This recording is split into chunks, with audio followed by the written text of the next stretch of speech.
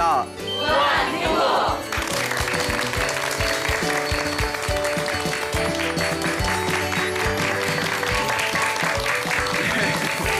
예, 만나서 반갑습니다. 광호 스님이라고 합니다. 예, 예, 예. 이제 소나무가 계속 프로그램이 진행된 지 이제 1년이 다 돼갑니다. 예, 그래서 저희도 이렇게 오래 할 줄 몰랐거든요. 다행히 많은 분들의 뜨거운 관심 덕분에 1년 동안 꾸준하게 이 소나무 프로그램이 진행을 할 수 있었던 것 같습니다. 1년 동안에 많이 격려의 전화도 보내오셨고 또 편지도 여러 번 받았습니다. 그래서 편지에서 광우스님 소나무 법문 듣고 많이 의지가 되었다라는 그런 고마우신 이야기를 들으면서 저도 굉장히 큰 힘을 냈던 기억들이 새록새록 납니다. 그래서 또 며칠 전에 우리 또 BTN 앞으로 경남 진주에 사시는 어느 불자분께서 또 이렇게 편지를 보내오셨어요. 이렇게 혹시 실례가 될까봐 실명은 올리지 않고요. 이 편지 내용만 간단하게 좀 읽어드리겠습니다. 봉투도 아주 분홍색이네요. 예, 예. 자, 한번 읽어드릴게요. 스님, 안녕하세요. 소나무 방송을 시청하면서 인과법이 큰 도움이 되어 이렇게 손편지를 씁니다. 스님께서 많은 시간과 노력으로 공부하신 걸 방송을 통해 짧은 시간에 많은 효과를 얻었으므로 정말 감사드려요. 저는 진주에 사는 아무개입니다. 소나무를 통해 늘 긍정적이고 복 짓는 일을 찾다 보니 봉사활동을 자주 가게 되고 훌륭하시네요. 예. 또 후원금 마련을 위해 아르바이트를 열심히 하고 있습니다. 그러니까 이제 복 지으려고 아르바이트를 하면서 후원금을 모으고 계시대요. 대단하시죠? 타인을 위한 것이 나를 위한 삶이라 생각되니 더욱더 힘이 생겨요. 이런 생각을 하게 된 것도 광우쌤 덕분이에요. 예, 제 입으로 읽으려니까 좀 민망하네요. 예, 하여튼 고맙습니다. 예, 좋은 방송 감사드리며 늘 건강하시고 BTN을 위해 애써주셔서 행복합니다. 날씨도 추운데 몸 건강히 잘 이제 보내라고 이렇게 마무리를 하면서 늘 감사합니다. 진주에서 이렇게 편지를 보내오셨습니다. 예, 우리 진주에 계시는 아무개 불자님 이렇게 격려의 편지 보내주셔서 너무 고맙습니다. 자, 이렇게 편지를 받으면서 저도 굉장히 큰 힘과 도움을 얻습니다. 그래서 주변에서도 광우스님의 소나무를 통해서 부처님의 좋은 가르침을 얻게 되고 또 무엇보다도 인과응보법에 대해서 내 업은 내가 받는 것이고 행복도 불행도 내가 지은 업의 결과이다라는 확신을 얻게 되셨고 또 복과 선업을 부지런히 짓게 되었다라는 그런 불자님들의 말씀을 들을 때마다 제가 굉장히 스님으로서 너무나 큰 자부심을 느끼고 있습니다. 우리 불자님들께서도 어떻게 소나무 프로그램을 통해서 꾸준히 강의를 들으면서 나도 복과 선업과 공덕을 지어야 되겠다 이런 마음을 좀 많이 일으키셨습니까? 네. 예, 표정 보니까 별로 예, 여하튼 예라고 하니까 일단 믿어보죠. 예, 믿고 사는 사회, 밝은 사회. 자, 제가 소나무를 처음 이제 진행을 하게 될 때 제가 꼭 전달하고 싶은 메시지가 바로 우리가 복을 짓자, 선업을 짓자, 공덕을 짓자, 행복도 불행도 내가 과거에 내가 지은 업의 결과이다. 이거 하나만큼은 제가 확실하게 메시지를 전달하려고 노력을 했습니다. 근데 다행히 제가 전달하고자 하는 그런 의미와 교훈들이 많은 불자분들에게 이렇게 가슴에 각인되는 것을 옆에 지켜보면서 그래도 내 노력이 크게 헛되지는 않았겠구나라는 그런 어떤 기쁨을 느끼고 있습니다. 부처님의 그 팔만대장경을 보면 물론 부처님께서 항상 깨달음에 대해서 이야기를 하십니다. 불교는 지혜의 종교고 깨달음의 종교입니다. 궁극적으로 깨달음을 얻는 것이 불교의 가장 중요한 목표가 될 수 있겠죠. 그런데 우리가 간과해서는 안 될 게 있습니다. 깨달음도 복이 있어야 깨달음을 얻을 수 있답니다. 깨달음을 얻기 위해서는 수행을 해야 되지 않습니까? 복 없는 사람은 수행을 할 수가 없대요. 그러니까 여러분들이 바깥에서 머리를 기르고 무슨 회사 생활을 한다든가 사업을 한다든가 장사를 하다든가 여러분 각자 원하는 일들을 하나하나 밟아 나가실 때 복이 없으면 내가 바라는 일들을 쉽게 성취할 수가 없습니다. 하물며 우주에서 가장 위대한 깨달음을 얻고자 하는데 복이 없으면 깨달음을 얻는 것조차도 결코 가능하지 않다고 부처님께서 말씀하셨습니다. 그래서 부처님께서 이 세상에는 수많은 능력들이 있지만 그 모든 능력 중에서 가장 강한 것은 바로 복의 힘, 복력이라고 하셨습니다. 여러분들이 아무리 그림을 잘 그려도 거기에 뒷받침되어 줄 수 있는 복이 없으면 솔직히 화가로 성공하기가 힘듭니다. 예. 또 아무리 여러분들이 어렸을 때부터 글을 잘 쓰고 백일장에서 우수한 성적을 내었다 하더라도 그분들이 모두 유명한 문학가가 되는 건 아닙니다. 예. 또 그에 따른 복이 있어야 됩니다. 아무리 어렸을 때 학교에서 공부를 열심히 해도 혹은 공부를 아주 잘했어도 반드시 사회에서 성공하는 건 아닙니다. 또 공부 잘하는 복이 있는가 하면 사회에서 성공할 수 있는 복은 또 따로 있다고 합니다. 그러니까 결국 복이 있어야 됩니다. 여러분, 노력은 배신하지 않는답니다. 하지만 복이 없으면 내가 쌓은 노력도 힘을 발휘하기가 힘듭니다. 예, 동감하십니까?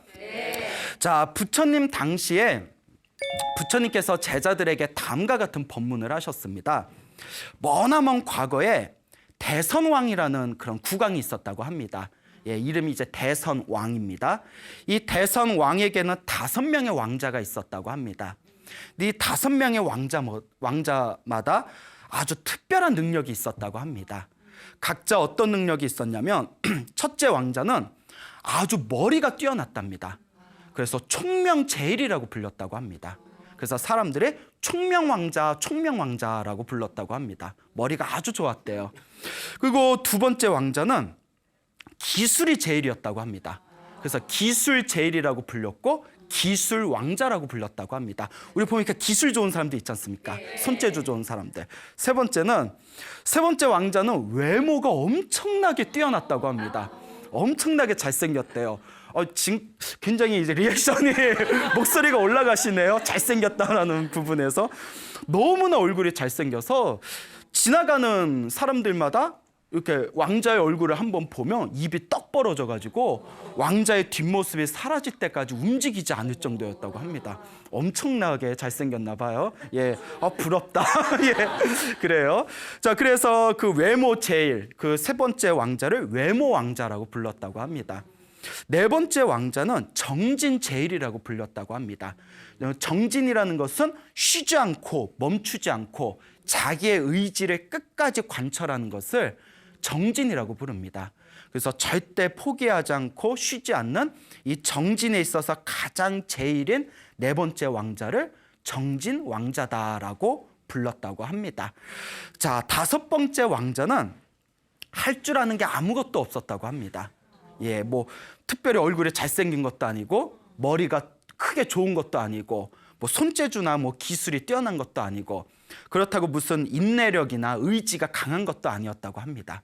그런데 희한하게 복이 많았다고 합니다. 예, 그러니까 그래서 사람들이 다섯 번째 왕자는 잘난 게 하나도 없는데 어쩜 어렸을 때부터 저렇게 하는 일마다 잘 풀릴까?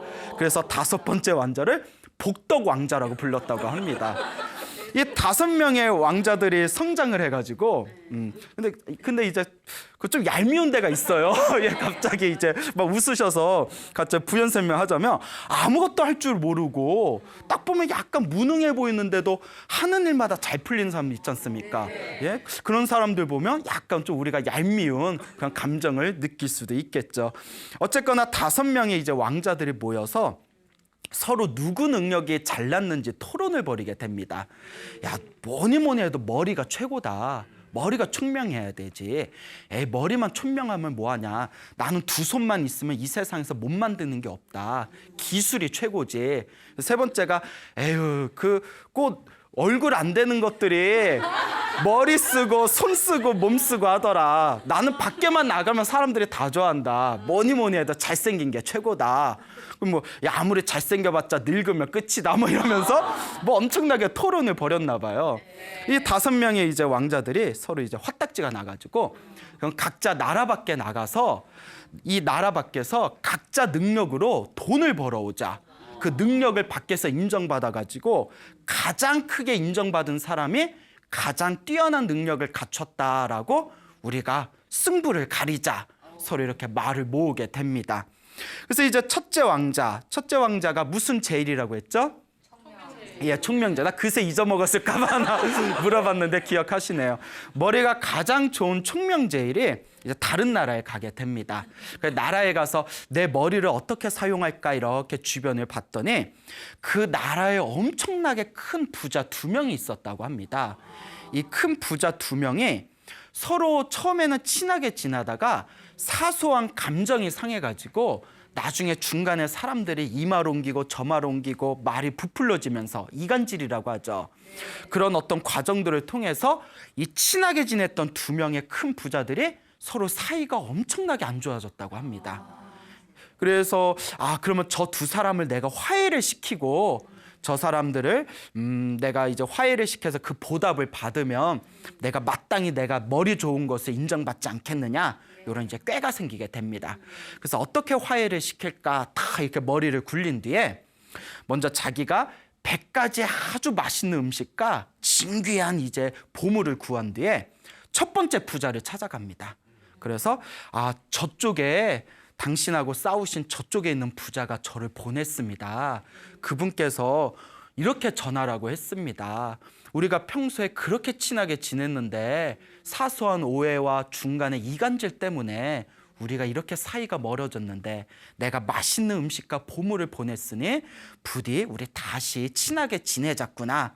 이렇게 저를 이제 부탁을 하고 보냈습니다. 부디 화를 푸시지요. 이렇게 이제 총명왕자가 아주 부드러운 말로 그 이제 첫 번째 찾아간 부자의 마음을 잘 어루만졌다고 합니다. 그 첫 번째 부자가 감정이 싹 풀리면서 나도 사실 그 사람하고 이렇게 멀리 지내니까 마음이 답답하고 기분이 좋지 못했다. 그래서 나도 다시 친해졌으면 했는데 자존심 때문에 내가 먼저 손을 내밀지 못했다. 근데 저쪽에 있는 부자가 먼저 나에게 손을 내밀었으니 내가 바라던 바다. 내가 기분이 너무 좋구나 이러면서 이렇게 또 정중하게 이제 편지를 쓰고 다시 자기가 맛있는 음식과 보물을 그 첫째 왕자에게 부탁을 해서 그 반대편에 있는 저쪽 부자에게 화답을 보냅니다. 그러니까 이제 작전이 성공하고 있는 거죠. 그래서 이제 2번째 부자를 찾아가서 또 이제 시치미를 딱 대고 저쪽에 있는 이제 부자분께서 다시 화해하고 싶다고 저에게 편지와 음식과 이렇게 귀한 보물을 보내왔습니다. 요 편지를 보시죠. 그러니까 저쪽에 있는 부자가 편지를 보니까 또 속이 흐뭇해지는 거예요. 나도 기분이 좋지 못하고 감정이 상한 상태에서 자존심 때문에 손을 못 내밀었는데 저쪽에서 먼저 편지를 보내고 먼저 이제 또 화해를 신청하니까 나도 내가 바라던 바다. 내가 너무 기분이 좋다. 중간에 이 첫 번째 총명왕자가 중간에 아주 유도리 있게 지혜롭고 총명하게 중간 역할을 잘해가지고 나중에 그 2명의 부자가 큰 잔치를 벌이게 됩니다. 그 잔치에 이제 사람들을 모아가지고 뭐 건배도 하고 뭐 우리 우정 끝까지 뭐 이러면서 서로 이제 친해지고 화기애애해졌을 때 나중에 시간이 지난 뒤에 자기네들이 이렇게 친해지게 된 것이 다 사실은 그 첫 번째 총명왕자의 지혜였구나라는 것을 깨닫게 됩니다. 그래서 이 2명의 부자가 너무너무 그 고마움으로 황금 100냥을 하사하게 됩니다. 예, 황금 100냥 부러워요? 예, 황금 100냥을 딱 받으니까 그러니까 이 총명왕자가 자기 머리 덕분에 그 황금 100냥을 얻어오게 되었지 않습니까? 그래서 이제 총명왕자가 황금 100냥을 가지고 이제 자기의 고향으로 돌아온 뒤에 나머지 4명의 왕자들 앞에서 막 자랑을 늘어놓습니다. 봐라, 이 황금 100냥이 다 어디서 나온 거냐? 다 내 꾀에서 나온 거다. 그러니 머리 좋은 게 가장 으뜸이다. 이제 2번째 왕자가 또 자기의 실력을 보여주기 위해서 이제 2명의 아이들을 데리고 이제 다른 나라에 건너가게 됩니다. 그 두 명의 아이들이 그렇게 춤을 잘 추고 노래를 잘 불렀대요. 지금으로 치면 뭐 아이돌 스타? 그래서 이제 춤도 추고 노래도 부르면서 온갖 기기묘묘한 서커스를 펼치니까 그 나라에 있는 사람들이 모두 모여서 구경을 했답니다. 근데 이제 그 소식이 그 나라에 있는 왕에게까지 귀에 들리게 됩니다. 왕이시여, 뭐 어떤 젊은이가 두 명의 아이들을 데려왔는데 그렇게 춤도 잘 추고 노래도 잘 부르고 온갖 묘기를 아주 그냥 잘 부립니다. 한번 직접 궁전으로 데려와서 구경을 좀 해보시죠. 그래서 이제 왕이 부릅니다. 그래서 이 둘째 기술 왕자가 두 명의 아이들을 데리고 궁전으로 들어가서 이제 왕과 왕비들 앞에서 춤도 추게 하고 노래도 부르게 하고 묘기도 부리고 온갖 서커스를 보여주게 되죠. 그걸 가만히 지켜보면서 왕하고 왕비가 홀딱 빠져버린 거예요. 어쩜 아이들이 저렇게 귀엽고 재주가 많을까. 그래서 흐뭇하게 바라보고 있는데 그 두 명의 아이 중에 한 아이가 이제 다 잔치가 끝나고 난 뒤에 그 아이가 순간 미쳤나 봐요. 그 왕 앞에서 왕비를 바라보면서 윙크를 찡긋찡긋하면서 막 애교로 교태를 부리는 거야, 아이가. 그러니까 왕비가 그걸 보더니 또 좋다고 웃네. 막 예? 이거 좋아라 하고 웃으니까 남자도 질투하면 무섭답니다. 왕이 옆에서 보고 질투가 확 올라오는 거예요. 아니, 아무리 내 왕비가 예뻐도 그렇지 어찌 왕이 앞에 있는데, 남편이고 왕이 앞에 있는데 어찌 저 아래 것이 왕 앞에서 왕비에게 교태를 부리고 어찌 저렇게 윙크를 하면서 유혹을 한단 말인가. 뭐 미친 거 아니야? 뭐 이랬겠죠. 근데 이 왕이 분노를 못 참고 저 아이를 사형시켜라 이러는 거예요. 그 왕도 좀 제정신이 아니에요. 예? 그 아이를 뭐 사형을 시켜라. 그러니까 요 둘째 기술 왕자가 막 다리에 매달리면서 저의 하나뿐이 없는 아들입니다. 우리 아들을 제발 살려주십시오, 살려주십시오 하는 거예요. 그 왕이 내가 어떻게 저런 무례한 놈을 살릴 수가 있겠냐, 용서하지 못한다 이러니까 기술 왕자가 부탁을 합니다. 정 죽이시려거든 왕께서 직접 칼을 베어서 죽이십시오. 그렇게 하시겠습니까 하니까 왕이 더 화가 나가지고 내가 못할 줄 아느냐 하면서 왕이 칼을 빼어듭니다. 그리고 그 윙크를 했던 아이의 목을 베어버립니다. 딱 베어버리니까 그 옛날 이야기 보면 조금 제정신이 아닌 사람들이 많았던 것 같아요. 아예 목을 댕강 베어버리는데 왕이 그 자리에서 깜짝 놀란 거예요. 피가 안 나는 거예요. 이게 웬일인가 하고 이렇게 봤더니 사람이 아니라 나무로 만든 목각 인형이었다는 거예요. 깜짝 놀라가지고 이게 어떻게 된 거냐 하고 물어봤더니 이 기술 왕자가 그때서야 씩 웃으면서 사실 이 두 아이는 제가 만든 기계 인형입니다. 저는 저 옆나라, 자그마한 옆나라의 둘째 왕자인데 어렸을 때부터 기술 제일이라 불렸습니다. 제 기술이 어떻습니까? 지금으로 치면 완전 로봇이잖아요. 인공 로봇 같은 거. 이게 경전에 나와요. 그 왕이 깜짝 놀라서 어쩜 이렇게 사람하고 똑같고 조금도 의심하지 못했다 하면서 너무나 그 놀라운 기술에 찬탄을 하며 다시 황금 100냥을 줬다고 합니다. 그 황금 100냥을 들고 이제 기술 왕자도 고향으로 돌아와서 봐라, 내 손가락으로 이렇게 황금 100냥을 받아오지 않았냐. 그러니 내 손으로 만드는 이 기술이야말로 가장 으뜸이다. 이렇게 형제들 앞에서, 왕자들 앞에서 자랑을 했다고 합니다. 이제 세 번째가 뭐가 제일이라고 했죠? 예, 외모 제일입니다. 이제 이 외모 제일, 이 세 번째 왕자가 이제 다른 나라에 갑니다. 그 나라에 가자마자 난리가 난 겁니다. 그 나라에 가자마자 이제 사람들이 어디서 신성같이 저기 선녀보다 더 예쁘게 생긴 남자가 나타났는데 그 걸어 다닐 때마다 조각상이 걸어 다니는 것 같다고 입소문이 쫙 펼쳐지니까 그 나라에 있는 왕족이나 귀족들마다 서로 식사를 하고 싶어서 막 초빙을 하고 그 나라에 있는 아가씨들이 한 번이라도 말 붙이고 싶어서 선물도 주고 귀한 뭐 보물도 주고 이런 식으로 엄청난 인기를 끌게 됩니다. 그래서 그렇게 며칠 동안 모아두고 선물로 받은 것이 바야흐로 황금 몇백 냥이 되었답니다. 그러니까 잘생긴 게 이렇게 대단한 건가 봐요. 예? 우리는 느껴보지 못한 예? 그 여담인데 인터넷에서 이런 자료를 봤습니다. 어느 그 프랑스에 그 젊은 남자애가 있었는데 그 굉장히 잘생겼답니다. 그래서 이 남자가 하루는 이렇게 길을 걷다가 그 이제 바깥에 유리창에 있는 가게에 굉장히 멋진 신사복을 보게 됩니다. 그 신사복을 보면서 우리로 치면 뭐 명품 정도 되겠죠.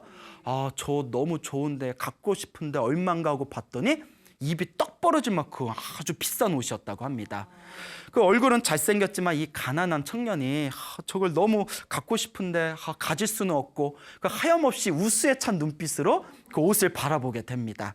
그때 매장의 문이 끼익 열리면서 그 매장의 그 직원 아가씨가 손님 왜 그렇게 밖에서 쳐다보고 계세요 했더니 이 남자가 옷이 너무 마음에 드는데 내가 돈이 없어서 살 수는 없고 눈으로 보고 있습니다 이러니까 그 여자 직원이 들어서 한번 입어라도 보세요 이러더랍니다. 예? 우리 같이 생긴 사람이 봤으면 빨리 가라고 했을 거예요. 예? 아 빨리 가세요 방해돼요 이랬을 텐데 들어오셔서 옷이라도 입어보세요. 아 입어보는 건 괜찮습니까? 아유 입어보는 게 뭐가 문제겠습니까? 그러니까 남자가 딱 들어가가지고 그 옷을 입었는데 그 옷이 너무나 옷이 날개라고 하지 않습니까? 옷이 너무나 잘 어울리는 모습을 보고 이 직원 매장의 이 아가씨가 가슴이 쿵닥거려서 그 옷을 대신 사줬답니다. 예, 그 남자가 바로 알랑드롱이라고 합니다. 들어보셨죠? 예, 가장 세계에서 잘생긴 남자로 꼽혔던 알랭들롱의 어떤 그 일화였다고 합니다. 그래서 아 잘생긴 게 이렇게 유리하구나라는 것을 인터넷에서 본 기억이 납니다. 이와 같이 그 다른 나라에서 엄청나게 아름다운 외모로 수많은 선물을 받고 황금 수백 냥치의 그 선물을 가지고 고향으로 돌아오게 됩니다. 그 이제 왕자들한테 자랑을 하죠. 이것 봐라, 나는 입번긋 안 하고 손 한 번 안 쓰고 동네 한 바퀴 돈 것만으로도 이렇게 황금을 얻어오지 않냐.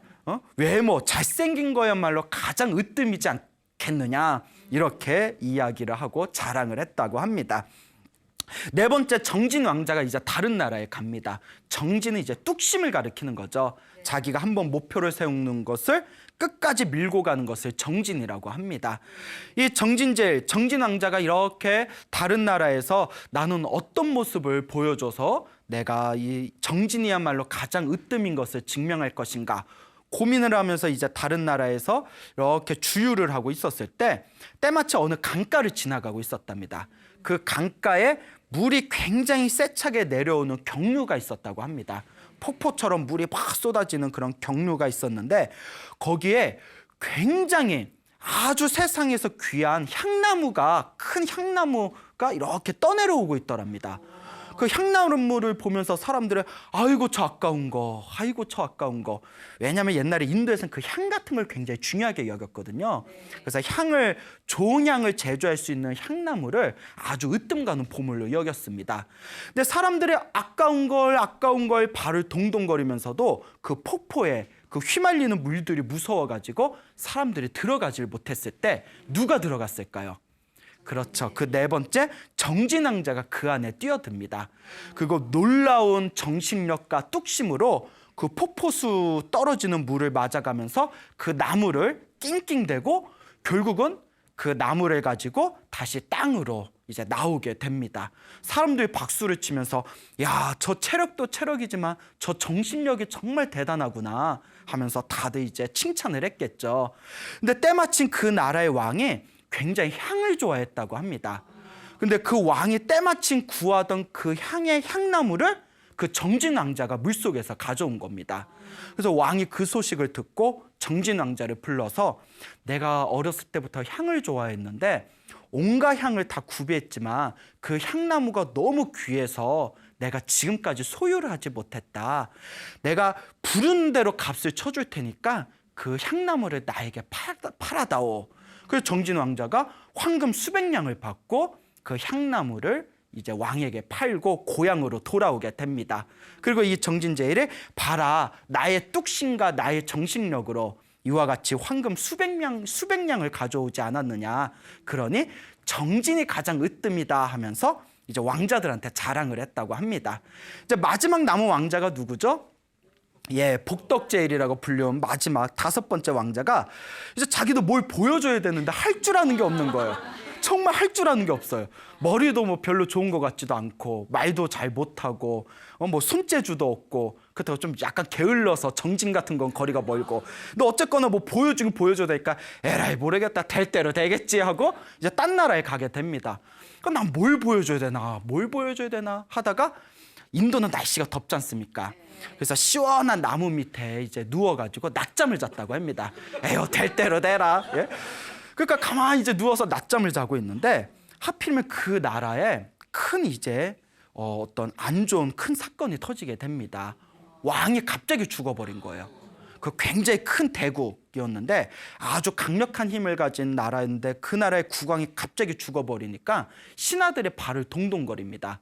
지금 후계자도 없는 상황에서 국왕이 갑자기 죽었는데 우리같이 강력한 힘을 가진 나라에 왕을 함부로 세웠다가는 엄청나게 그런 큰 문제가 발생할 수도 있다. 그러니까 우리 신하들이 지혜를 모아서 훌륭하신 분을 왕으로 모시자 하고는 이제 전국으로 신하들이 이제 그 서로가 이제 말을 맞춘 뒤에 새로운 왕을 구하기 위해서 서로 길을 떠나게 됩니다. 그 전국 방방곳곳에 이제 이 신하들이 훌륭한 왕이 누가 있을 것인가, 왕 노릇을 잘할 만한 훌륭한 분이 어디에 있을 것인가를 이렇게 사람들을 찾아다니는데 다들 눈들이 높아가지고 웬만한 사람들 만나도 눈에 차질 않는 거예요. 저 사람은 뭐가 뛰어난데 왕이 되기는 뭐가 부족하다. 저 사람은 뭐가 괜찮은데 왕이 되기는 뭐가 부족하다. 이런 식으로 이제 시간이 흐르고 있었을 때 어느 신하가 이제 아주 더운 날에 이제 길을 걷고 있다가 너무나 이제 목이 마르고 힘이 드니까 나도 어디 시원한 나무 그늘 아래에서 좀 쉬어야 되겠다라는 마음을 이제 일으키게 됩니다. 어디서 쉴까 하다가 저게 아름드린 나무에 그냥 그늘이 시원해 보이는 그런 나무를 발견하게 되죠. 그래서 갔더니 거기에 웬 젊은이가 누워서 잠을 자고 있는 거예요. 그래서 아이고 그 시원한 데서 어떻게 자리 잡고 잠을 자네. 나도 옆에서 좀 쉬어야 되겠다고 이렇게 가다가 발을 딱 멈칫해버립니다. 뭐가 이상한 거예요, 느낌이. 저 사람이 나무 밑에서 그늘 밑에서 잠을 자고 있는데 뭐가 자꾸 이상해요. 뭐가 이상하지? 뭔가 이상한 느낌이 들어서 뭘까 하고 보다가 그 자리에서 깜짝 놀래버립니다. 무엇인고 하니 보통 나무에 그늘이 생기면 해가 이렇게 움직이면서 나무 그늘이 바뀌지 않습니까? 그렇죠. 그런데 그 나무는 그 밑에서 자고 있는 젊은이 그 그늘은 다른 나무는 해 방향에 따라서 그늘이 다 바뀌었는데 그 나무의 그늘은 바뀐다 안 바뀐다? 바뀌질 않고 그 젊은이 위에 그늘이 그대로 있다는 거예요. 예? 이게 말이 돼? 예? 아니 무슨 해가 도는데 뭐 그늘이 바뀌질 않는다 이게 말이 돼요? 그늘이 바뀌지 않고 그 젊은이가 자고 있는데 그대로 있는 거예요. 그걸 본 순간 세상에 정말 복이 많은 사람은 나무 밑에서 잠을 자면 그늘도 안 바뀐다는 얘기를 들었는데 진짜 그런 사람이 있구나. 예, 여러분 그런 속담이 있답니다. 인도에는 정말 복이 많은 사람은 나무 밑에서 잠을 잘 때 그늘도 옮기지 않는다. 우리가 보통 나무 밑에 잠을 자다 깊은 숙면에 빠지면 이렇게 이제 해 따라서 그늘이 바뀌어버리면 그 햇빛 위에서 자다가 몸이 다 타버리잖아요. 그거는 복이 없는 사람들이에요. 예? 여러분 내가 복이 많은가 적은가 알고 싶으면 어떻게 하면 돼요? 나무 밑에서 한번 뜨거운 햇볕 아래서 한번 잠을 자보세요. 그 사람이 이제 깜짝 놀래가지고 사신이 야 내가 살다 내가 소문으로만 듣던 그것을 내가 눈으로 보는구나. 얼마나 복이 많으면. 그래가지고 이제 다른 신하들한테 빨리 모아가지고 내가 복 많은 사람을 만났다. 나무 그늘이 옮기지를 않더더라. 이렇게 복 많은 사람을 우리가 왕으로 모시면 그 밑에 있는 사람들을 얼마나 행복하게 살 수 있겠냐. 그래서 실제로 그런 얘기가 있습니다. 복 없는 사람이 지도자가 되면 국민들이 고생한답니다. 그런 얘기가 있어요. 예? 그러니까 복 많은 사람이 이제 지도자가 되면 그에 따라서 국민들도 편안하게 살 수 있지만 복 없는 사람이 지도자가 되면 그 밑에 있는 사람들도 고생한다. 이런 이야기가 있죠. 자, 그래서 이제 신하들이 그 5번째 복이 많은 복덕제일 왕자를 모셔다가 이제 왕으로 이제 옹립을 하게 됩니다. 왕으로 딱 옹립을 한 뒤에 이 5째 왕자가 뭐 할 줄 아는 게 없잖아요. 그냥 복이 많은 것 때문에 또 얼떨결에 왕이 됐는데 복이 많으면 밑에 사람도 잘 모여. 복이 많으니까 밑에는 신하들마다 다 똑똑하고 총명하고 반듯한 사람들이 있는 거예요. 그러니까 가끔 사업하시는 분들 중에 저는 정말 열심히 일하고 싶은데 밑에는 직원들을 잘 이렇게 도와주질 않는다. 그거는 자기가 직원 복이 없는 것도 자기가 복이 없는 겁니다. 무슨 말인지 알겠죠? 정말 복이 많으면 밑에 있는 사람도 잘 모인다고 합니다.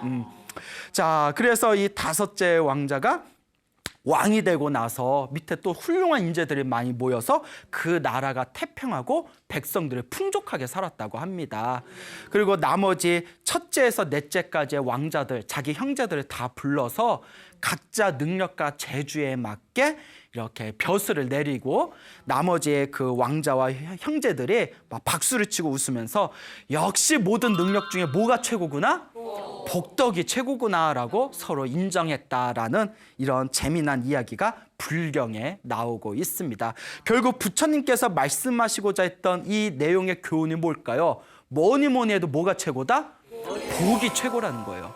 복 많은 사람이 최고다. 그래서 부처님을 세상에서 가장 복이 많은 분이라고 합니다. 왜? 복이 많아야 중생들을 제도할 수가 있거든요. 내가 복이 없으면 중생도 제도할 수가 없는 겁니다. 그러면 그 복은 결국 누가 짓는 걸까요? 그렇죠. 자기 자신이 짓는 거죠. 내가 짓는 겁니다. 여러분들도 살아가시면서 안 좋은 일이 생길 때마다 남을 탓하지 마시고 아이고 내가 뭐가 없구나. 내가 복이 없구나. 내가 전생에 지어놓은 복이 없으니까 이렇게 고생하는구나 라고 스스로의 마음을 돌리시고 지금부터라도 열심히 복과 선업과 공덕을 지어보시길 바랍니다. 그래서 아까 그 편지를 보내주셔서 읽어드렸던 진주에 그 사시는 그 불자분께서도 요 방송을 보시고 아 복을 지어야 되겠다. 인과응보에 대해서 믿음이 서고 또 자기가 복 짓기 위해서 후원금을 마련하기 위해 따로 아르바이트를 한다. 이런 어떤 편지의 내용을 보면서 정말 저도 마음속으로 스님인 저조차도 부끄러움이 느껴질 정도로 굉장히 반듯하게 살아가시는구나라는 것을 이렇게 소소하게 느껴보게 되었습니다. 그러니까 우리가 이런 이야기를 듣고 한 귀로만 흘릴 게 아니라 아 인과응보 내가 지은 업은 반드시 내가 받는다라는 확고한 믿음을 가지시고 여러분들도 한번 부지런히 복을 지어보시기 바랍니다. 그 복은 반드시 누가 받는다? 내가 받는다. 이번 생이 못 받으면 다음 생이라도 반드시 받는다. 확신을 가져보시기 바랍니다. 부처님 당시에 그 어떤 큰 부자가 살고 있었습니다. 이 부자가 이제 결혼을 해서 아이를 낳았는데 아들을 하나 낳았어요. 근데 아들이 이렇게 태어나자마자 주먹을 이렇게 한쪽 손 주먹을 이렇게 쥐고 있는 거예요. 한쪽 주먹을 이렇게 쥐고 있는데 며칠이 지나도 이 주먹을 풀지를 않더랍니다. 여러분 그 아이를 낳았는데 아이가 며칠 동안 주먹을 안 피면 걱정되죠. 뭐 손에 뭐 문제가 생겼나, 손에 뭐 굳어버렸나. 그래서 이 부모가 걱정돼서 손을 이렇게 펴봤더니 손에 동전 두 닙이 있더랍니다. 애가 태어날 때 뭘 태어난 거예요? 동전 두 닙을 가지고 태어난 거예요. 예? 예? 아, 뻥도 좀 심한가? 예? 아, 그래서 아니 엄마가 내가 애 뵀을 때 내가 동전 두 개를 먹었나? 예? 예? 임신했을 때 동전 두 개를 먹어서 애가 아싸 하고 이렇게 잡았나? 예? 예? 막 득템 막 이래가지고 그래서 이제 동전 두 닙을 가지고 애가 태어난 거예요. 어이구 애구머니나 이거 별일이 다 있다. 그 동전 두 닙을 이렇게 뺐는데 또 얼마 시간이 지났는데 가봤더니 애가 또 주먹을 쥐고 있는 거예요. 그래서 또 펴봤더니 뭐가 있어요? 동전 두 닙이 있는 거예요. 그러니까 부모들 기가 막히죠. 그래서 유모를 불러서 유모가 동전 두 개를 줬냐고. 아니라고. 내가 동전 두 개 왜 주냐고. 희한하다. 그 동전 두 닙을 또 뺐어요. 다시 와봤더니 또 주먹을 쥐고 있어요. 그래서 펴봤더니 또 뭐가 있어요? 동전 두 닙이 있는 거예요. 나는 땀뿐이 없는데 예? 저는 주먹을 주면 땀뿐이 없거든요. 예? 여러분들 동전을 주먹을 주면 동전이 나와야 안 나와요. 그러니까 애가 여기에 뭐 저금통이 있나 해가지고 엄마가 이렇게 살펴봐도 자꾸 애가 동전을 뺐다면 두 닙이 또 생기고 또 생기고 또 생기니까 몇 년 후에는 그 동전을 창고에다 차곡차곡 모아놨대요. 모으고 모았다 몇 년 뒤에는 동전 두 닙이 티끌모아 재산이라고 원래 부자였던 집이 더 큰 부자가 됐답니다. 그 동전 두 닙이 끊이질 않은 거예요. 마르지 않는 손가락이라고. 예? 동전 두 입이 마르질 않는 거예요. 그래서 이렇게 더욱더 큰 부자가 됐는데, 그래서 별명을 금제라고 졌답니다. 금제, 황금할 때 금자에다 재물제자. 그러니까 그 황금과 같은 재물, 마르지 않고 계속 돈전이 나오니까. 그래서 이제 금제라고 졌는데, 이 금제가 이제 나이가 커서 장성을 합니다. 근데 이제 불심이 깊었나 봐요. 그래서 부모님께, 부모님, 저는 머리를 깎고 출가를 하겠습니다. 허락해 주시지요. 부모님이 굉장히 불심이 깊었나 봐요. 그래서 네가 거룩하신 부처님의 제자가 된다고 하니 부모인 우리도 마음이 너무나 행복하구나. 그래, 출가를 해라 하고 이렇게 이제 허락을 하게 됩니다. 그 부처님 밑에서 허락을 받고 이제 머리를 깎고 승복을 입고 출가를 하게 되죠. 그래서 처음에 출가를 하고 나서는 부처님과 나보다 먼저 출가하신 선배 스님들께 이렇게 인사를 올립니다. 절을 하면서 이렇게 인사를 올리는데, 아이고, 이게 문제가 생겨버리네요.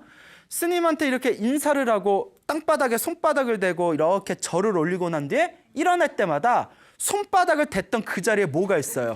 동전 두 입이 나타나는 거예요. 예? 그 스님들도 이거 뭐지? 예? 절만 하면 동전 두 개가 있으니까. 그 옆에 있는 스님한테 또 절을 하고 땅바닥에 손을 짚고 일어나 보면 또 뭐가 있는 거예요? 동전 두 입이 있는 거예요. 그래서 스님들 앞에 동전 두 입이 이렇게 수북하게 쌓였다고 합니다. 예? 그날 회식? 예? 자, 예? 어쨌거나 이렇게 동전 두 입이 끊이지 않는 금제라는 스님이 있었는데, 이 스님께서 부처님 밑에서 열심히 수행을 해서 결국 완전한 깨달음, 아라한가를 증득하게 됩니다. 모든 번뇌와 욕망이 사라진 위대한 성자가 되시게 되죠.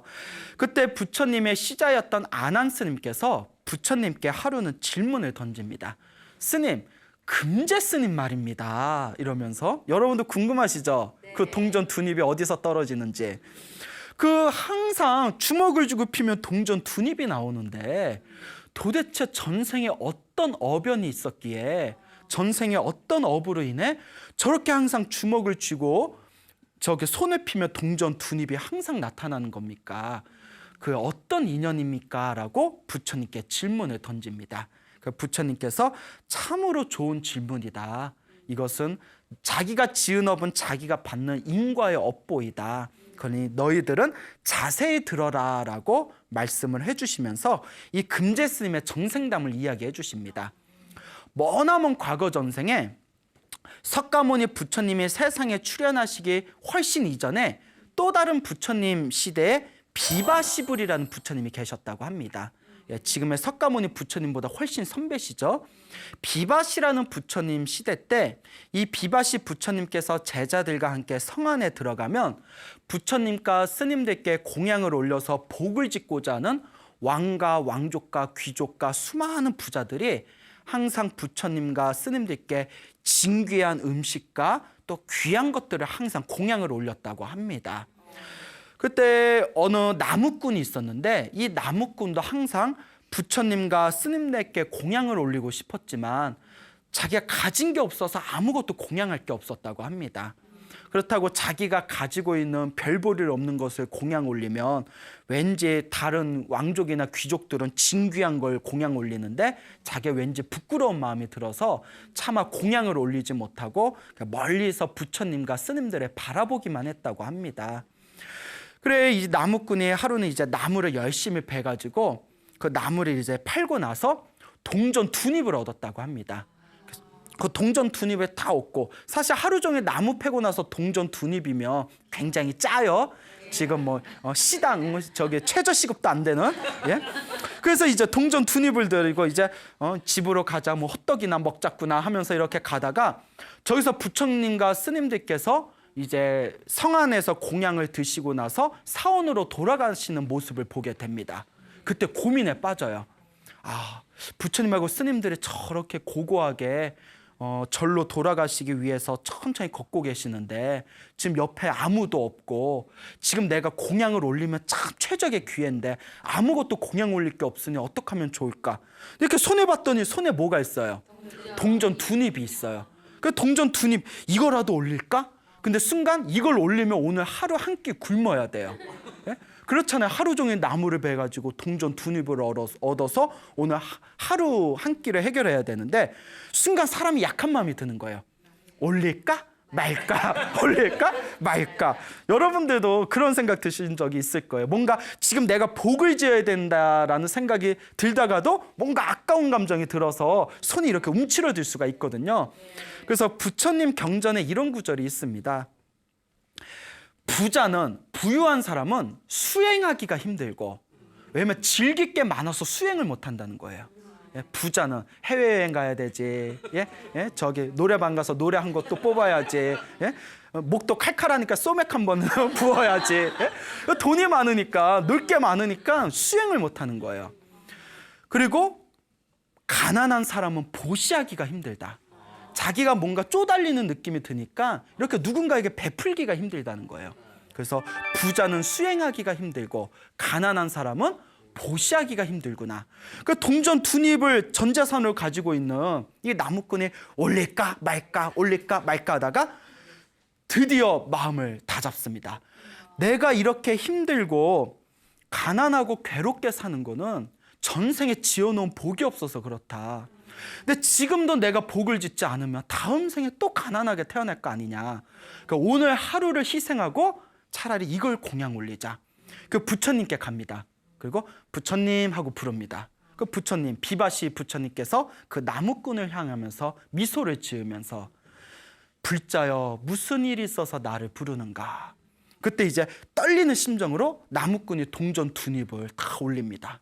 부처님 앞에서 무릎을 꿇고 제가 가진 게 이 동전 두 입뿐이 없는데 너무나 적은 거라서, 너무나 보잘것이 없어서 왕족과 귀족의 대우를 받는 부처님과 스님들께 이걸 올리는 것조차 너무 부끄럽습니다. 하지만 제가 정성으로 올리니 이걸 받아주실 수 있겠습니까? 부처님께서 미소를 지으시면서 정성으로 올린 공양물은 콩 한 쪽도 부처님은 소홀하게 여기지 않는다. 이 정성스러운 동정 두 입의 공양으로 그대는 세세생생 부유하게 살 것이다. 이 모든 게 그대의 업이다 하면서 그 동전 두 입을 받으면서 미소를 보여주십니다. 이 나무꾼이 그때 엄청난 감동을 느끼게 되고, 이때의 공덕으로 인해서 세세생생 태어날 때마다 아무리 돈을 쓰고 써도 줄어들지 않는 재복을 얻게 되었다고 합니다.